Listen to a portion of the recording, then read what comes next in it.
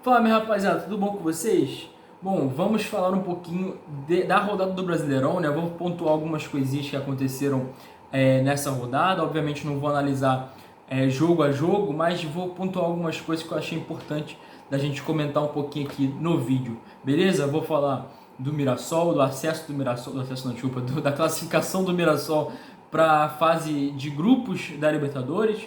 Vou falar da situação do Internacional e a vitória do São Paulo, o alívio, né, do Santos e obviamente falar de Neymar Júnior e falar também de Fortaleza e de Vitória, né, que estão ali lutando, né, obviamente junto com aquele bolo todo. Vamos falar um pouquinho desses times e da situação dos clubes, beleza? Antes de mais nada, né, antes de prosseguir aqui com o vídeo, cara, deixa o like no vídeo, por favor. Se você, não é possível que você assista os vídeos do canal e você não deixe seu like. Pô, não custa nada pra você e me ajuda muito. Então, pô, tô te pedindo aqui de coração. Pausa o vídeo rapidinho, desce a tela, ó. Só deixar o seu like, não custa nada pra você, é muito rápido, deve demorar menos de um segundo. Então, pô, me ajuda demais isso. Então, por favor, deixe seu like no vídeo. Se inscreve no canal também se você acompanha aqui os vídeos do canal. E se você gostar desse vídeo, por favor, se inscreve e ativa o sininho das notificações para você não perder nenhum vídeo, beleza? Tô tentando postar vídeos aí todo dia, obviamente, e não tá dando para postar todos os dias fielmente, mas quanto mais eu conseguir postar, eu tô postando, beleza? Então é muito importante que você aperte o sininho para você não perder nenhuma notificação, beleza? Vamos pro vídeo então, vamos falar de Mirassol, vamos falar da classificação direta para a fase de grupo do Mirassol. Não vou analisar o jogo, tá? Beleza? De Vasco e Mirassol que teve na terça-feira, uma vitória do Mirassol fora de casa, né, na casa do Vasco, mas eu não vou falar sobre o jogo, vamos falar do acesso do Mirassol, da classificação do Mirassol. E eu acho que é importante a gente pontuar o quanto isso é impactante, porque às vezes a gente subestima muito, né? Parece que a gente está falando isso várias vezes, mas ainda é muito subestimado o que o Mirassol está fazendo no Campeonato Brasileiro de 2025. Obviamente junto com sua gestão, junto com seus jogadores, mas principalmente por Rafael Guanais. O que esse cara fez com o Mirassol em 2025 assim, histórico. É uma campanha realmente que vai entrar para a história do Brasileirão, da história do Brasil, na verdade, do futebol brasileiro. Então eu acho que é muito importante a gente, quanto mais enfatizar, melhor isso, para justamente a gente entender e meio que contextualizar, né, essa campanha do Mirassol no Campeonato Brasileiro de 2025. Realmente é muito impactante o que o Mirassol vem fazendo. Ganha jogos em que a gente dava como derrotas certas, né? Quem olhava o Brasileirão, a tabela, e eu me incluo nisso, tá? Quem olhava a tabela de classificação contava já 3 pontos, vendo o Mirassol, vendo que seu time ia enfrentar o Mirassol, a gente já contava 3 pontos. E cara, erradamente, por não conhecer, obviamente, eu me incluo nessa também, por não conhecer, por ser uma pessoa desinformada, por não saber todo o contexto que o Mirassol vive. Enfim, acho que ninguém esperava, tá? Acho que ninguém esperava, nem o torcedor mais otimista do Mirassol talvez esperava isso. Então, não venha falar que você é o Alecrim Dourado, que sabia que o Mirassol ia para a Libertadores, enfim. O Mirassol consegue um feito histórico, mais uma vez. Já era histórico pela campanha que vinha fazendo e agora é coroado com um fato histórico e surpreendente, obviamente, que é a classificação direta para a fase de grupos da Libertadores de 2026. Então, é um prêmio, uma consequência de uma temporada de consistência, de organização e de uma gestão que é muito organizada e de uma folha salarial, pequenininha, a menor do Brasileirão inteiro. Enquanto os times pagam o que a folha salarial inteira do Mirassol paga para os seus jogadores, para um jogador só, né, o Mirassol consegue fazer um time extremamente mais competitivo. A gente vê times como Corinthians, como São Paulo, como Santos, como enfim outros clubes aí internacional, o próprio Grêmio, enfim, a gente vê diversos clubes que estão afundados em dívidas e conseguem, entre aspas, né, pagar salários astronômicos para um jogador apenas, enquanto o Mirassol consegue, com o valor desse salário para um jogador apenas, pagar o seu plantel inteiro. Então, é uma coisa muito surpreendente por isso. Tanto pela situação do futebol brasileiro financeira, como também pelo trabalho que faz o Rafael Guanais. O quanto é promissor, o quanto é consistente, o quanto é admirável o trabalho do Rafael Guanais em 2025. Para mim, é o melhor técnico do Brasileirão disparado. Não é o melhor futebol, não é o melhor time. Não, tá longe de ser. Tá? Temos outros, temos o Flamengo, temos o Cruzeiro, o Mirassol tá acima até do Palmeiras, tá? Podemos discutir sobre isso, mas enfim. É uma campanha, é um futebol que consegue ser melhor do que muitos clubes, do que os 16 outros clubes que estão abaixo do Mirassol, e até um que está acima, consegue ser um futebol melhor, sendo que, tanto eu já falei da questão financeira, como a questão de plantel também, cara. A gente vê o elenco do Mirassol e você não tem... você tem 2, 3, 4 personagens ali conhecidos, mas de resto jogadores que a gente não via nos grandes holofotes. E que o Mirassol tava lá, catando, peneirando esses jogadores para formar um time extremamente competitivo. A base da organização, a base da boa administração. E é realmente muito admirável isso que o Mirassol faz no Brasileirão de 2005. Enfim, vou falar também do Internacional, cara. É muito complicada a situação do Inter. Se você não me segue nas redes sociais ainda, me segue lá. Tá aqui na descrição o link. No Twitter eu falei, cara, que pra mim o Inter já caiu. Aí você fala, Pedro, você tá maluco? Pelo amor de Deus. Cara, porque eu sinto... E aí, se por acaso você tá vendo esse vídeo aqui, tirando sarro da minha cara, sarro da minha cara, porque o Inter não caiu na última rodada e tal, não tem problema nenhum, tá? Não tem problema nenhum, pode tirar sarro, pode fazer meme, pode brincar, não tem problema. A questão é a seguinte, eu acho que quando um time grande é rebaixado, tem uma série de fatores que corroboram para que isso aconteça. Desde técnicos falando merda em coletivas, desde, por exemplo, o DJ do seu próprio estádio colocar a música Nós vai descer numa situação em que seu clube está descendo, enfim, entre outras coisas, parece que tudo conspira para que o time seja rebaixado. A gente lembra, por exemplo, de quando o Grêmio mesmo, né, o grande rival do Inter, foi rebaixado. A gente lembra do Super Grêmio, do Douglas Costa indo faltando o casamento, né, indo pro casamento, desculpa. Enfim, outras coisas assim, é muito a cara de um time que tá caindo, sabe? E eu sinto isso no Internacional atualmente. Então, tipo assim, eu peço desculpas ao torcedor do Inter se achar que eu tô cavando, que eu tô implicando. Não tô, cara, eu juro por Deus que realmente eu não tô implicando com o Internacional. Pelo amor de Deus, meu time é o Botafogo, não tem nada, relação nenhuma com o Internacional ou com o Grêmio.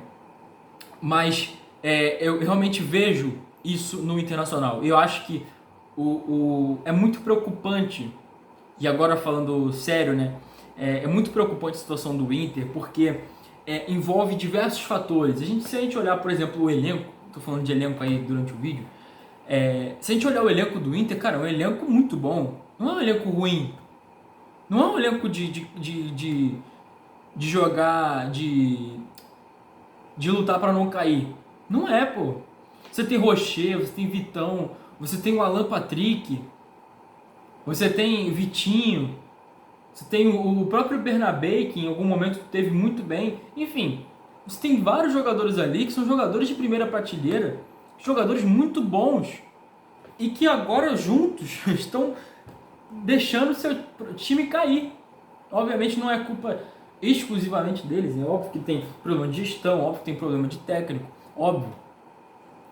Mas eu acho incrível isso, cara. Como o time do Inter não consegue dar certo. Óbvio que esse ano pior do que os outros, né? Mas, cara, a gente vê diversos anos em que o Inter começa muito bem, principalmente no gauchão, empolga a torcida, não sei o quê, e no decorrer do campeonato não consegue nada. No máximo que conseguiu foi em 2020, quando chegou na última rodada podendo ser campeão e não foi, com aquele gol anulado do Edenilson, né, contra o Corinthians. Ou seja, é um time que sempre consegue aumentar as expectativas no início do ano e no decorrer do ano parece que as coisas afundam, parece que o barco afunda de vez, enfim. É realmente preocupante e é preciso olhar com muito cuidado. É preciso olhar com muito cuidado. E, enfim. E agora o Inter traz o Abel Braga, né? Óbvio que, acho que se eu não me engano ele já estava no clube e agora ele assume como o técnico porque já estava lá no clube, né? Mas, cara, eu fico pensando, o que pensa o dirigente do Inter, né? Fala assim, pô, vou colocar o Abel Braga de técnico, ele vai resolver. De verdade, no fundo do meu coração, eu tô falando agora com você, torcedor do Inter. O que você acha que o Abel Braga falou para os jogadores, faltando 2 jogos para o campeonato acabar? Tipo assim, você acha mesmo que ele passou tática? Você acha mesmo que ele passou escalação diferente? Cara, sinceramente, a minha visão é que não. E isso não vai mudar. Até a última rodada, até acabar. O Inter está na zona de rebaixamento, perdeu feio uma derrota de rebaixado contra o São Paulo, que tomou 6 na rodada passada do Fluminense no Maracanã. E agora o Inter tomou 3 desse time que foi goleado por 6-0. Ou seja, é muito complicado falar do Inter achando que vai ter jeito. Óbvio que o torcedor do Inter tem que ter esperança de que vai conseguir salvar, não sei o quê. E pode conseguir, tá? Não tô falando que não vai conseguir de jeito nenhum. Mas é muito difícil você acreditar numa mudança nessa altura do campeonato, entende o que eu tô dizendo? É muito difícil acreditar numa mudança, de verdade. E é preocupante, cara, porque a gente vê um time gigantesco, e agora não só falando do Inter, falando do São Paulo também, times que a gente viu... Epa, caiu alguma coisa. Enfim, a gente viu durante o início do século, início do século principalmente, times que conquistaram o mundo, como foi o caso do São Paulo, como foi o caso do Inter, conquistaram Libertadores, conquistaram Brasileirão, não o São Paulo no caso, ou seja, times que dominaram o futebol sul-americano e brasileiro, obviamente, por alguns anos, alguns bons anos no início desse século ainda.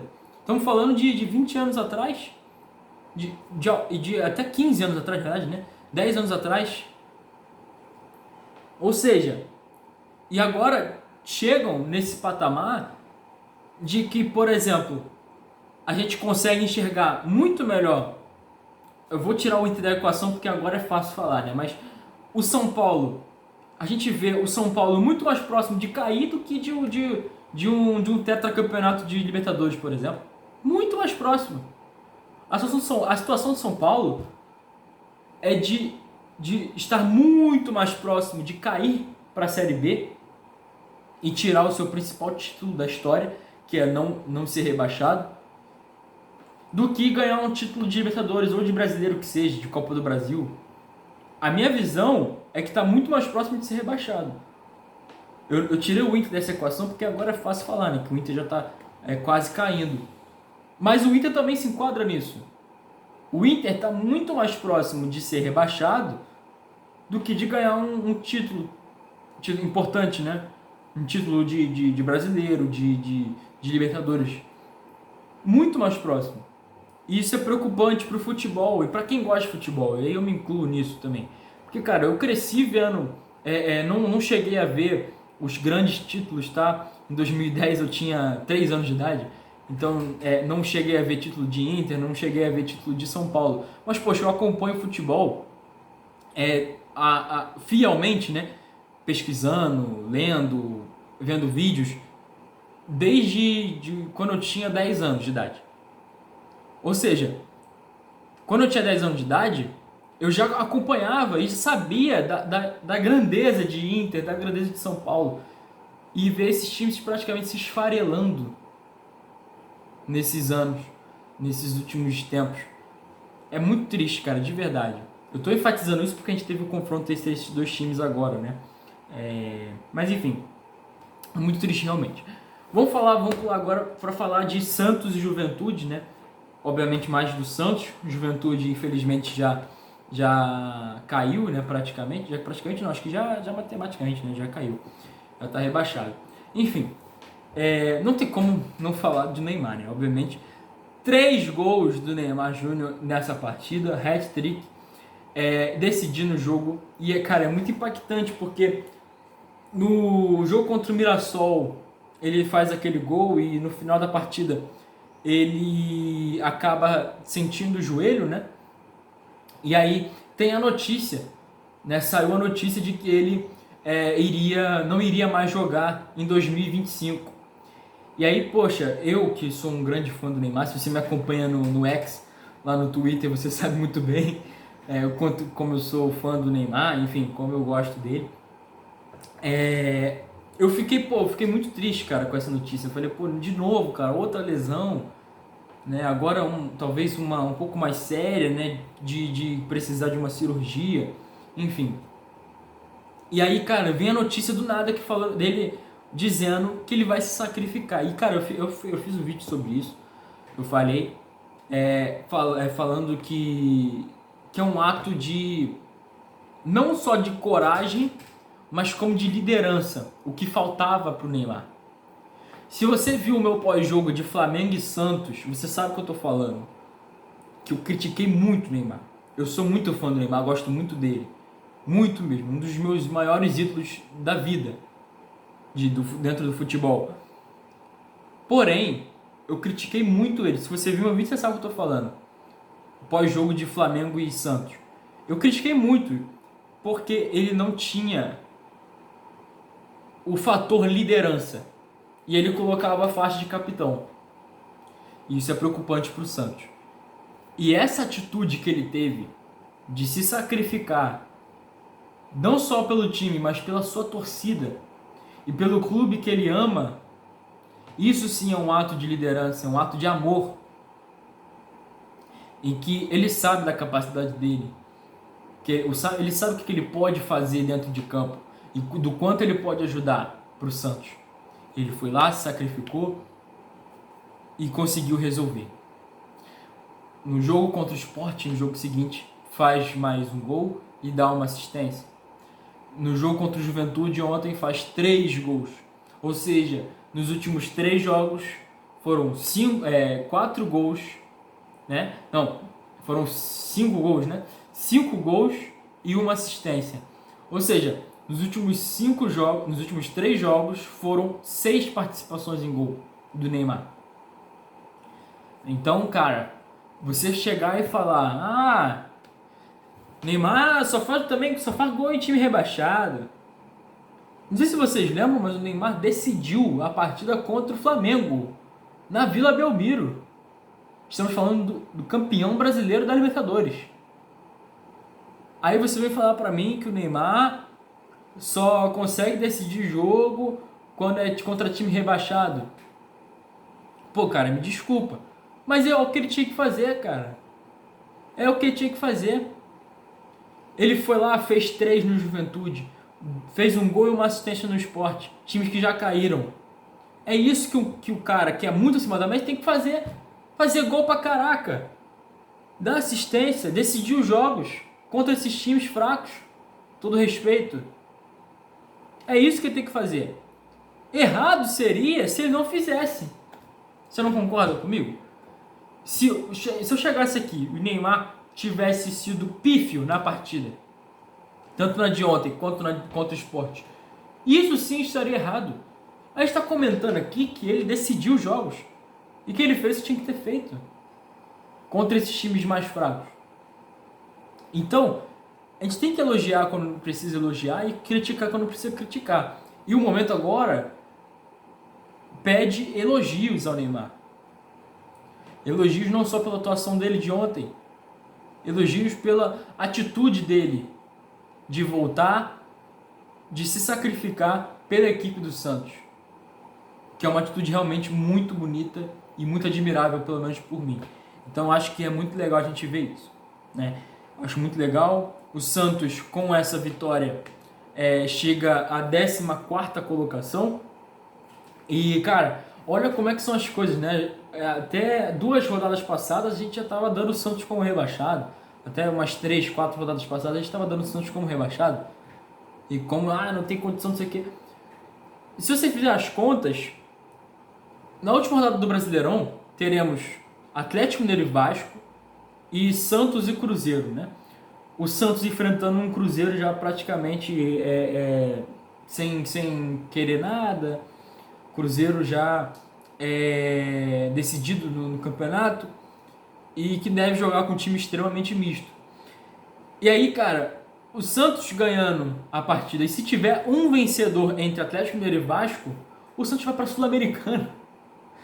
Tudo bem que a tabela do Brasileirão ajuda, né, com a quantidade de vagas e tal, mas ainda assim é curioso, né, as reviravoltas que o mundo dá. Na última rodada do Santos pode ir para a Sul-Americana, né, e a gente dava como o Santos já rebaixado, né, enfim, é realmente muito curioso, digamos assim, né, eu acho, pelo menos.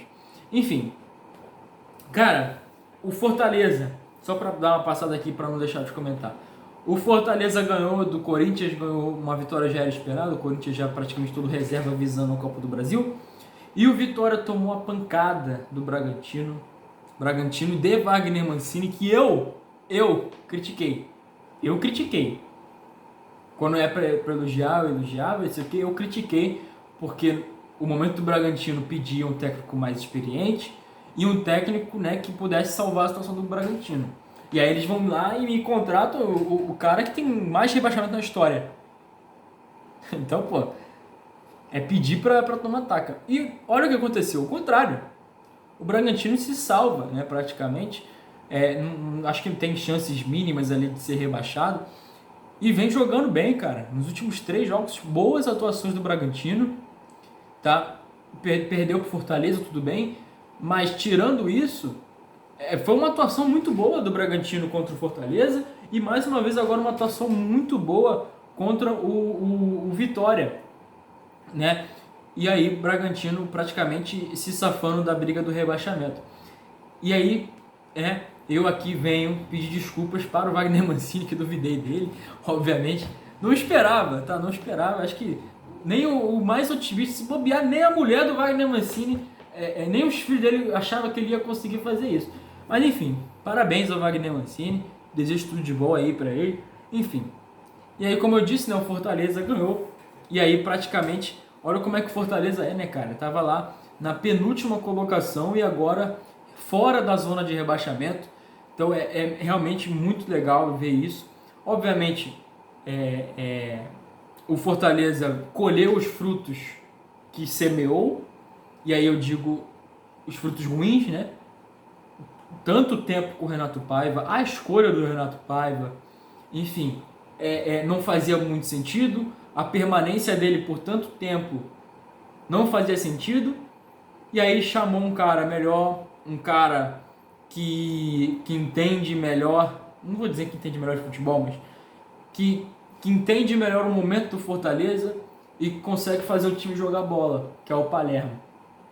E o Fortaleza consegue dar a volta por cima. Já se não me engano, a 9ª vitória, nono jogo sem perder do Fortaleza. Eu posso estar errado nesse dado, mas enfim.